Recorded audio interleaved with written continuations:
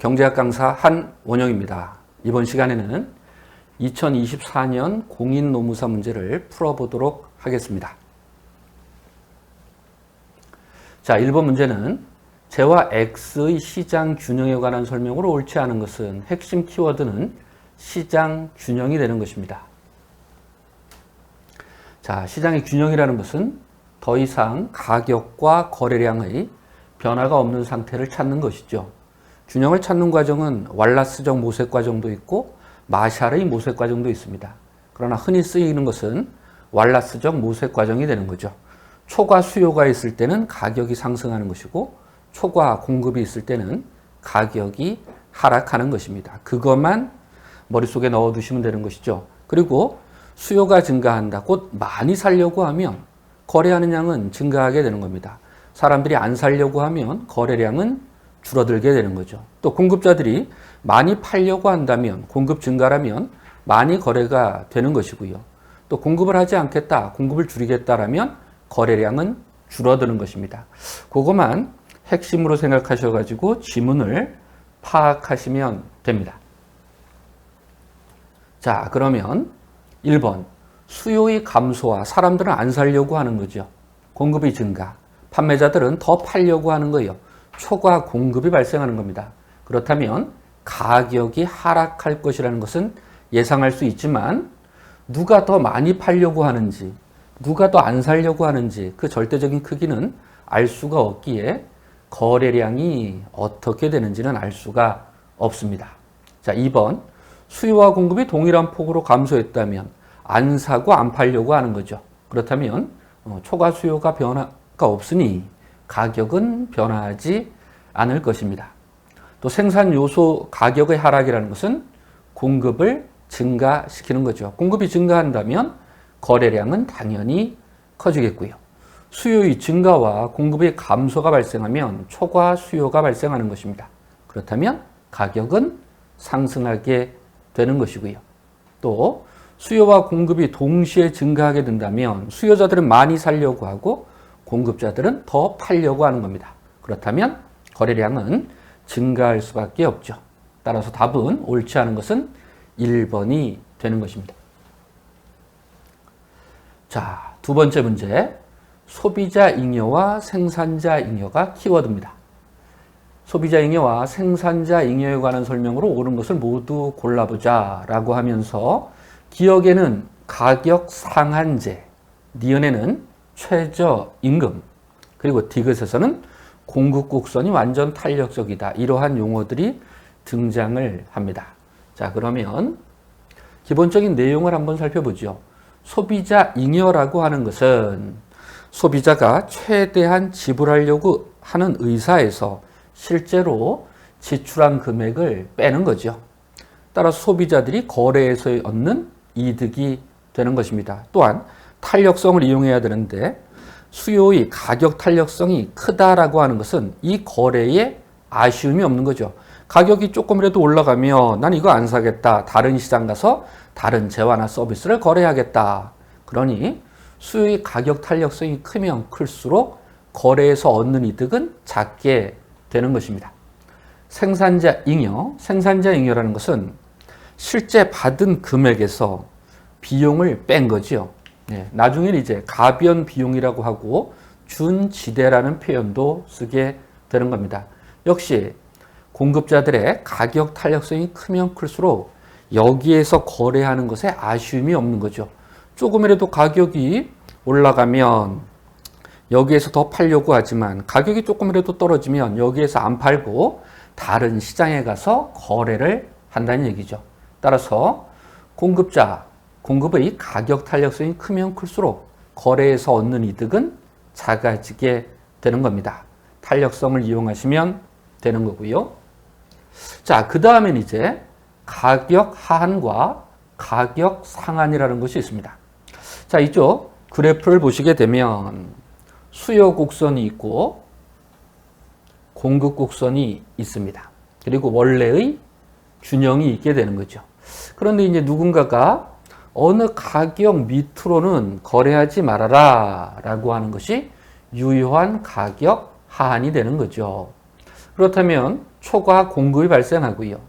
자, 그러면 공급자들은 누가 팔지를 몰라요. 그나마 후생이라는 것, 소비자잉여와 생산자잉여라는 것을 그나마 크게 측정을 하려면 수요 곡선 아래에서 이렇게 선을 그어주시면 되는 거죠. 자, 그러면서 가격이 올라가면서 C와 D에 해당하는 소비자 잉여는 감소하게 되는 것이고요. 그리고 생산자 잉여는 A와 D에 해당하는 것입니다. 결국 여기 B를 잃게 되고 D를 더 얻게 되는 것이죠. 그런데 공급자들에게 B의 넓이가 큰지 D의 넓이가 큰지는 알 수가 없는 것입니다. 소비자들은 당연히 소비자 잉여가 줄지만 공급자들의 생산자 잉여가 증가하는지 감소하는지를 알 수가 없습니다. 그림상으로 보면 여기가 넓어 보이는 것처럼 보이지만 수요 곡선을 탄력적으로 가게 되면 네모칸이 굉장히 작아지는 것을 알 수가 있죠. 자, 그리고 오른쪽에 있는 그래프는 수요 곡선이 있고 공급 곡선이 있고 이 가격 위로는 받지를 말아라. 유효한 가격 상한이 되는 거죠. 그렇다면 공급 곡선하고 만나는 데서 거래가 이루어지게 되는 것이고요. 그러면 가격이 떨어지게 되니까 A와 B에 해당하는 생산자 잉여는 감소하게 될 것이고요. 소비자 잉여는 이렇게 A와 D로 표현이 되는데 C는 사라지게 되고 생산자 잉여였던 일부 A가 얻게 되는 거죠. 따라서 A가 큰지 C가 큰지는 알 수가 없습니다. 따라서 생산자 잉여는 감소하지만 소비자 잉여는 증가하는지 감소하는지 알 수가 없게 되는 것입니다.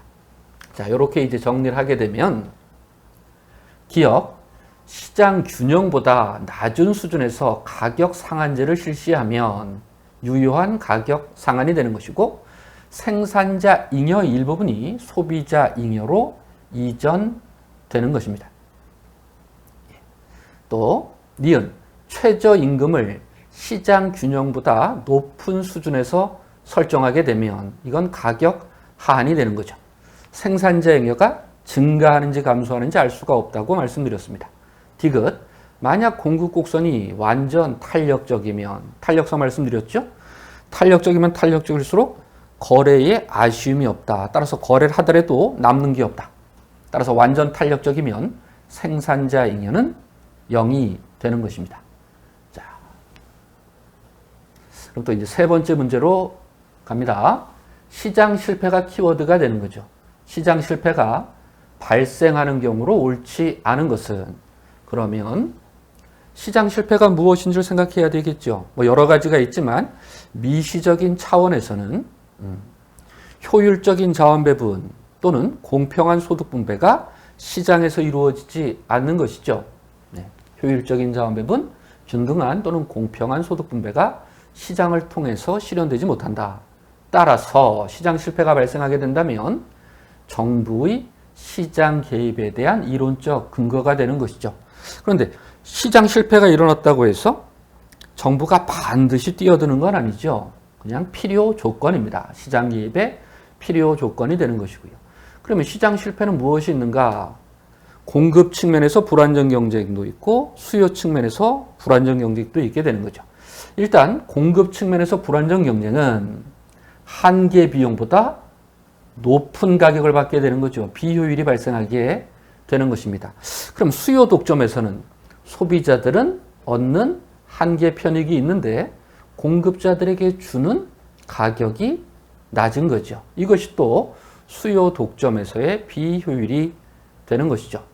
자, 공공재는 비배제와 비경합성이라는 것 때문에 무임승차가 발생하게 되고 시장에서 거래가 줄어들게 되는 것이죠. 자, 외부성이라는 것은 긍정적인 외부 효과, 부정적인 외부 효과가 있고요. 바람직한 것보다 시장에서 더 많이 거래될 수도 있고 더 적게 거래가 될 수도 있겠지요. 바람직한 거래량이 중요한 겁니다. 그리고 비대칭 정보에서는 역선택, 불리한 선택이라고도 하고요. 주인 대리 문제, 도덕적 해이 등이 발생해가지고 시장 실패가 발생하게 되는 것입니다. 자, 그럼 이제 지문을 하나하나씩 보도록 하죠. 시장 실패가 발생하는 경우로 옳지 않은 것은 불안정 경쟁이 존재하는 경우 재화가 비경합적이고 배제 불가능하다. 3번은 공공재가 되는 것이고요.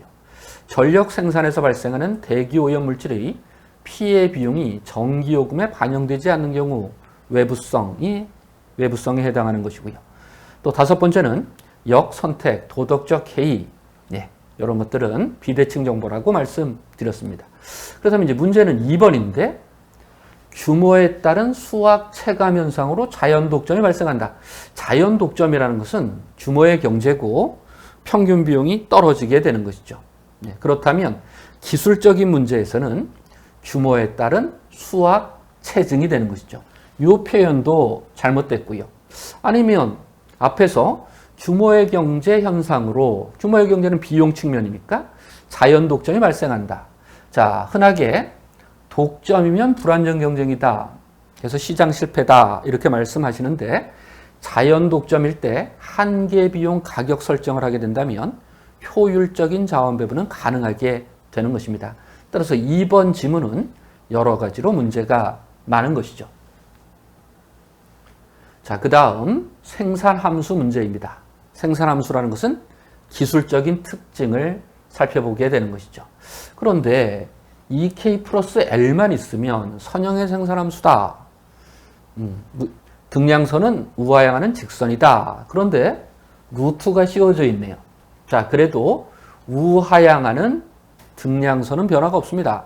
그 위치에 적어내는 생산량에만 변화가 있게 되는 것이죠.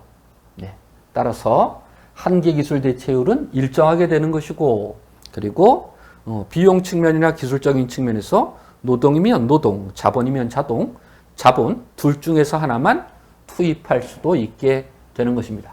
자, 그래서 이제 생산 기술 측면을 한번 보죠.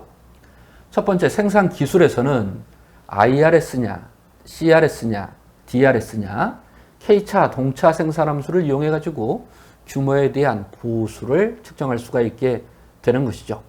또 한계 기술 대체율, 우리는 보통 MRTS 그리고 LK라고 쓰는 거죠.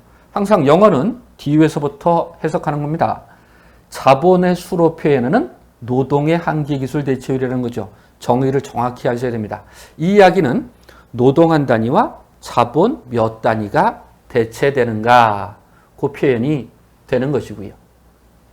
자, 그리고 등량선, 한계 기술 대체율이 체감하는 대표적인 것은 콥-더글라스 생산함수입니다. 그렇다면 원점에 대해서 볼록하게 그려지게 되는 것이고 한계 기술 대체율은 점점 작아지는 거죠.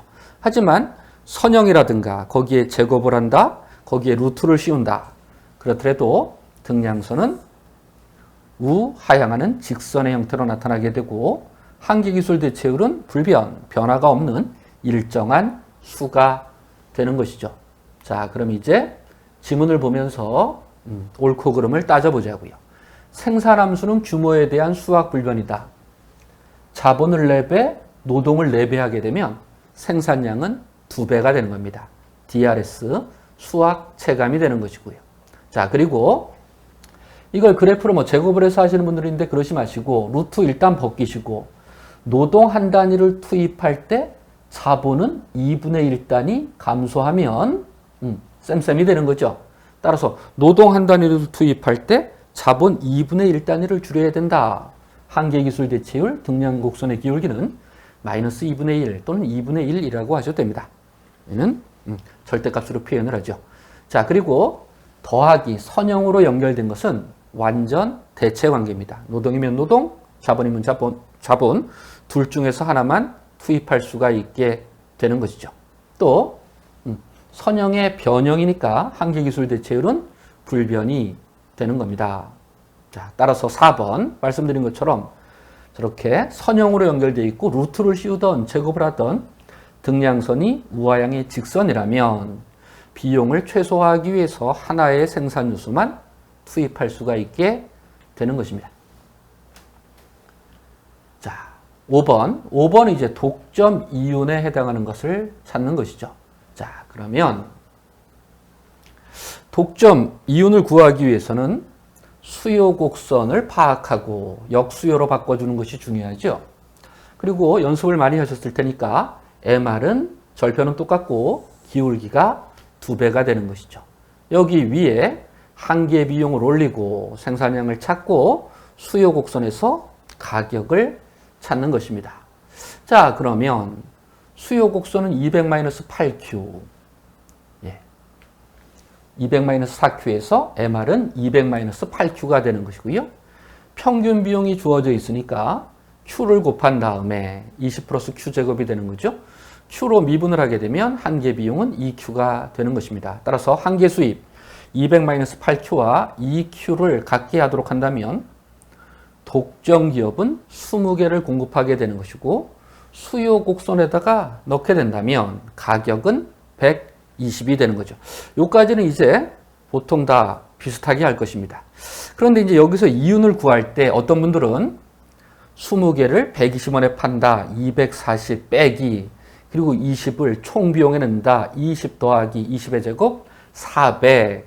그래서 답을 찾는 분들이 있는데 그러지 마시고요. 가격을 찾았고요.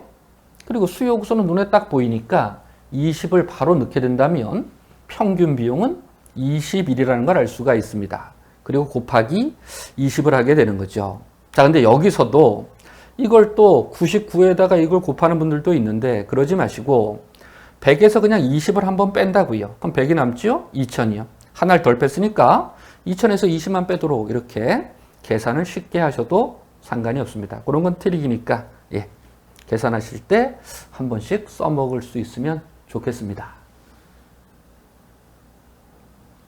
자, 그 다음 1980을 찾았고요. 자, 그 다음에는 이제 소득 효과와 대체 효과라는 것이 등장을 하게 됩니다. 자, 가격 효과는 대체 효과와 소득 효과로 구분을 하는데 머릿속에 세 가지가 들어가 있어야 되겠죠.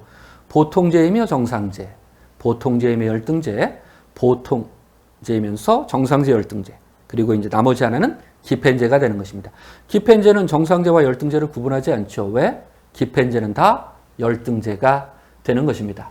자, 그래서 이제 가격이 변화할 때 일단 가격이 하락한다. 그러면 기회비용이 작아지기도 하는 것이고 상대적인 소득이 증가하게 되는 것이죠.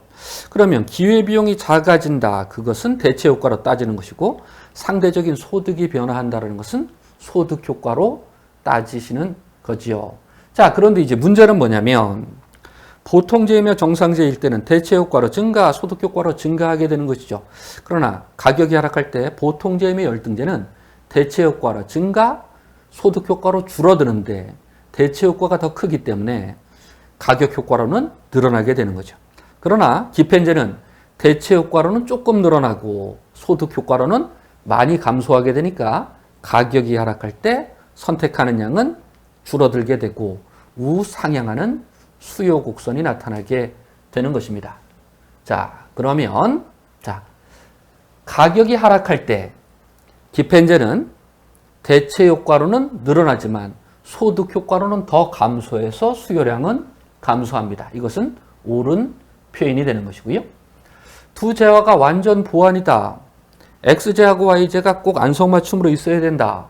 그런데 어느 한 재화의 가격이 변화하더라도 결합되는 비율은 변화가 없다고요. 그래서 소득 효과가 0이 아니라 대체 효과가 0이 되는 것이죠. 그리고 수요 곡선이 우상향한다. 이것은 기펜제에 해당하는 것입니다.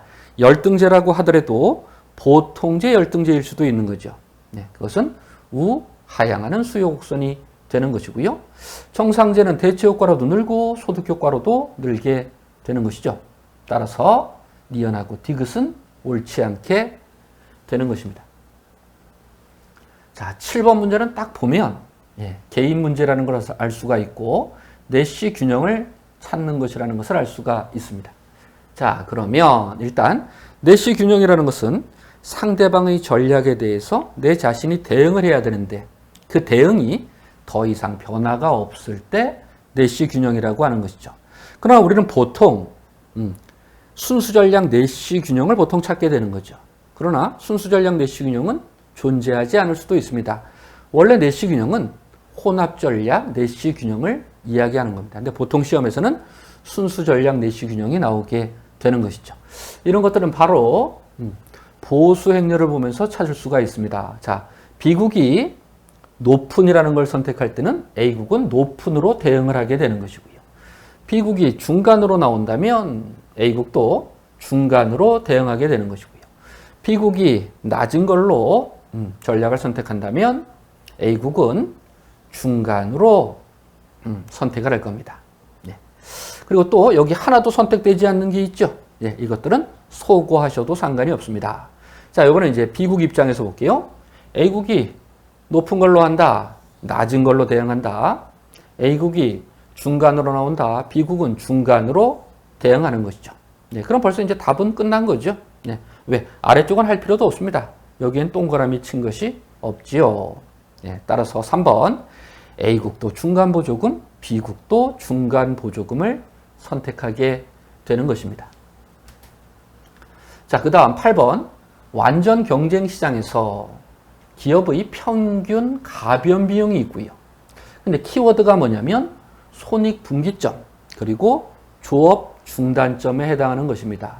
자, 그러면 보통의 경우에는 평균 비용도 U자형 그리고 평균 가변 비용도 U자형이 되는 것이죠. 이때 중요한 것 고정 비용이 다 매몰 비용이라면 여기에서 가격 위로 형성될 때는 초과 이윤이 발생하게 되는 것이고요. 고정 비용이 다 매몰 비용이라는 게 중요한 겁니다. 자, 그리고 가격이 이 밑으로 형성될 때는 가변 비용도 회수할 수 없기 때문에 생산을 그만두는 거죠. 그러나 이제 요 사이에서 할 때는 MC하고 만나는 데서 의사결정을 하게 되는 것이죠. 그런데 손실이 발생을 할 거라고요. 네, 손실이 요만큼 발생하게 됩니다. 그런데 조업을 중단하게 된다면 손실은 더 커지게 되는 겁니다.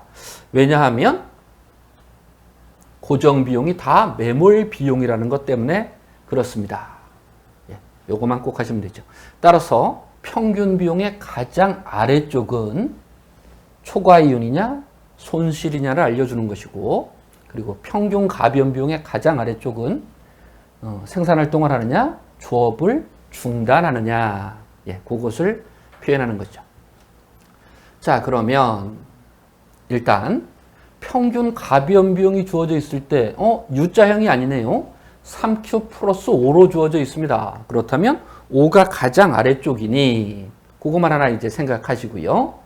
그러면 평균 가변 비용이 있으니 평균 비용을 구해야 된다고요. 그렇다면 평균 가변 비용에다가 Q를 곱하게 되면 총 가변 비용이 되는 거죠. 그렇다면 3Q 제곱 플러스 5Q가 되는 것이고, 그리고 고정 비용이 있습니다. 고정 비용 12를 더하는 거죠. 그리고 이제 Q로 나눠주게 되면 평균 비용이라는 것은 3Q 플러스 Q분의 12 더하기 15가 나오는 거죠. 여기서 잠깐 하나를 살펴볼게요. 평균 비용이 AQ 제곱 마이너스 BQ 플러스 C일 때는 A분의 B를 2로 나눠주시면 되는 거고요. 지금처럼 AQ 플러스 Q분의 B, 뒤에 C는 상관이 없습니다. AQ 플러스 Q분의 B 이렇게 되어 있다면 A분의 B에다가 루트를 씌워주시면 되는 거죠. 따라서 AQ 제곱 마이너스 BQ 플러스 1일 때는 이렇게 U자형이 이렇게 되는 겁니다. 그런데 이렇게 AQ 플러스 Q분의 B일 때는 이렇게 찌그러진 형태가 되는 겁니다. 찌그러진 형태가 되는 것이죠. 하여튼 이 숫자만 보고 바로 판단할 수 있습니다. 그렇다면 3Q 플러스 Q분의 12 더하기 5면 3분의 12, 4가 되는 거죠. 거기다 루트를 씌우면 4에다 루트를 씌우면 2가 되는 것입니다. 그럼 2를 이제 여기다 넣어봐야 되겠죠. 2를 넣으면 6, 2를 넣으면 6 더하기 5.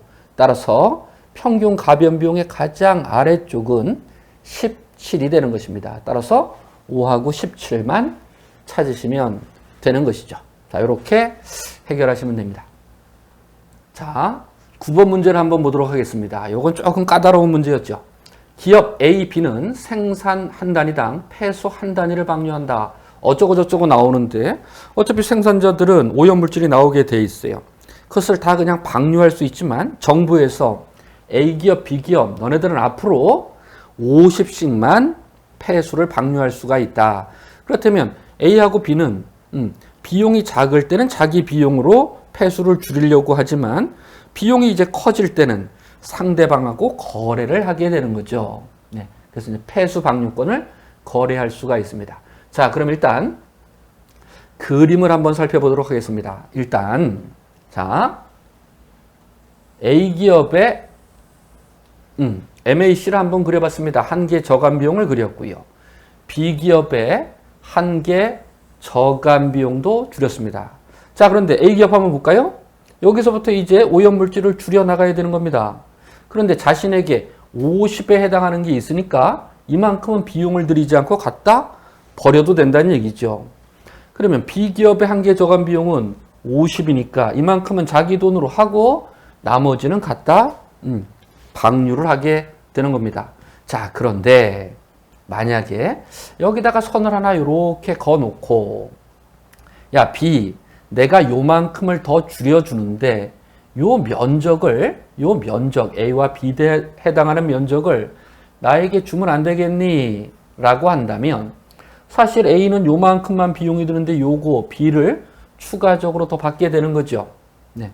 그러면 B라는 기업은 오염물질을 더 배출할 수 있으니 요거에 해당하는 비용을 줄일 수가 있는데 요거만 주게 되는 거니까 C를 덜 주게 돼가지고 비용을 줄일 수가 있게 되는 겁니다. 결국 한계 저감 비용이 낮은 기업은 오염물질을 더 줄이고 그만큼 오염 배출권을 다른 기업에다 갖다 팔게 되는 것입니다. 자, 그러면 일단 쉽게 하는 것은 A하고 B 합해서 100을 갖다 버려야 된다. 그런데 A의 한계 저감 비용은 100-QA이고 B의 한계 저감 비용은 120-Q인데 같아지게 되는 데를 한번 찾아봐야 된다고요. 어떤 조건으로요? 합했을 때 100이 되는 조건으로. 그렇다면 QB 자리에다가 100-QA를 한번 넣어보자고요. 그렇다면 A는 40, B는 60이 나오는 거죠. 한번 넣어볼까요? 40을 여기다 넣으면 60, 60을 여기다 넣으면 60. 똑같아지는 게 있습니다. 그렇다면 A기업은 40만 배출하는 것이고 50 중에 10은 누구? B한테 갖다 팔게 되는 거죠. 얼마에로요? 한계 저감 비용 높이로서 팔게 되는 겁니다. 이렇게 해석을 하시면 쉽게 문제를 풀겠죠. 따라서 이걸 이제 문제를 좀 더 어렵게 한다면 누가 파느냐? A기업이 B기업에 판다. 몇 개를 파느냐? 10단위를 판다. 한 단위에 얼마씩 파느냐? 60에 해당하는 것으로 판다. 이렇게 이제 하시면 되고요. 자, 그 다음에 이제 10번. 불안정 경쟁 시장. 불안정 경쟁이라는 것은 공급 독점도 있고 수요 독점도 있고 독점적 경쟁도 있고 과점도 있고 이것을 한번 보는 겁니다. 자, 그래서 일단 독점도라는 것을 측정하는 것을 한번 보도록 하죠. 자, 로스차일드 지수라는 것이 있고 러너 지수, 힉스 지수라는 것이 있습니다. 로스차일드 지수는 시장 수요 곡선과 개별 기업 수요 곡선의 기울기를 비교하는 겁니다. 위하고 아래하고 똑같다면 어떻게 되는 거예요? 독점 기업 하나만 있게 되는 거죠. 예, 완전 독점이 되는 것이고요. 시장 수요 곡선의 기울기는 우하향하는데 개별 기업이 받아들이는 가격에서 한계 수입이 수평선으로 나타난다. 0이 되면 완전 경쟁이 되는 거죠. 이렇게 이제 구분을 할 수가 있고요. 그런데 이제 중요한 건 러너 지수죠. 러너 지수는 가격에서 비용, 한계 비용이 얼마나 차지하느냐, 그걸로 따지는데 MR이라는 것은 P와 탄력성으로 바꿀 수가 있습니다. 그러면 이윤을 극대화하는 것은 MR과 MC니까 MC 자리에다 MR을 놓고 정리를 하게 되면 탄력성의 역의수가 나오게 됩니다. 따라서 러너 지수와 힉스 지수는 동일한 것이고요. 수요의 가격 탄력성을 뒤집어주면 되는 겁니다. 요거 꼭 잘 기억하시기 바랍니다. 요거 종종 나오는 겁니다. 자, 그러면 이제 지문을 파악해 보도록 하죠. 독점 기업에게는 공급 곡선이 존재하지 않는다. 네. 또 이건 공급 독점이죠. 수요 독점자에게는 수요 곡선은 없습니다. 1번은 틀렸고요. 베르트랑 과점 모형이라는 것은 가격을 변수로 잡는 거죠. 전략으로 잡는 겁니다. 꾸르노라든가 슈타켈버그는 산출량으로 잡게 되는 것이죠. 또 러너 지수, 힉스 지수는 동일한 값이고 수요의 가격 탄력성 여기에 값이라고 했습니다. 또 독점적 경쟁에서는 상품 차별화가 나타나게 되는데 좋은 거, 나쁜 거 탈 때는 수직적, 또 MS에서 나온 윈도우를 쓰냐 또는 애플에서 나오는 OS를 쓰느냐, 그건 뭐 좋고 나쁨이 아닌 거죠. 옆으로 퍼진 거예요. 그래서 수직적 차별화는 품질을 따지는 것이고 수평적 차별화는 윈도우냐 OS냐 iOS냐 그렇게 따지는 겁니다. 자, 그래서 1번, 2번, 4번, 5번은 옳지 않은 표현이 되는 것이고, 독점 기업은 이부 가격제, 입장료 한번 받고 사용료 한번 받고, 그렇다면 이윤을 더 크게 할 수가 있습니다. 또 독점 기업은 이부 가격제뿐만이 아니라 가격 차별을 통해서도 더 큰 이윤을 얻을 수가 있게 되는 것입니다.